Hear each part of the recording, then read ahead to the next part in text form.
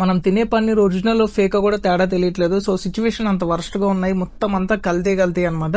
Recent గా జరిగిన incident ఇది. నోయిడాలోనే around 5,000 kgs of fake paneer దొరికింది.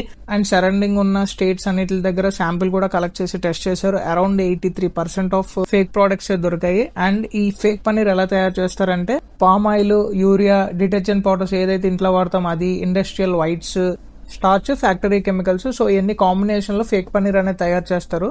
ఫస్ట్ ఆఫ్ ఆల్ ఈ ఫేక్ పన్నీర్ తినడం వల్ల మనకి లివర్ అండ్ కిడ్నీ అనేది డ్యామేజ్ అవుతాయి. అండ్ ఫ్యూచర్ లో కూడా మనకి క్యాన్సర్ వచ్చే ఛాన్సెస్ ఉన్నాయన్నమాట ఫేక్ పన్నీర్ తోని. సో అసలు ఒరిజినల్ పన్నీర్ కి ఫేక్ పన్నీర్ కి డిఫరెన్స్ ఎలా మనం కనుక్కోవాలో ఈ వీడియోలో చూద్దాం. ఒరిజినల్ పన్నీర్ వచ్చేసి దాన్ని మనం పట్టుకున్నప్పుడు చాలా సాఫ్ట్ గా ఉంటుంది. అండ్ అది బ్రేక్ చేసిన అంత తొందరగా బ్రేక్ అవ్వదు అనమాట, పొడి లాగా అలా బ్రేక్ అవ్వదు.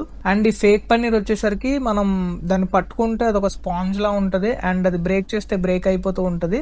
అండ్ నెక్స్ట్ అది గట్టిగా ప్రెస్ చేస్తే వాటర్ వస్తాయి అనమాట. సో ఇది మనం కనుక్కోవడానికి ఒరిజినల్ పన్నీర్ కి ఫేక్ పన్నీర్ కి డిఫరెన్స్.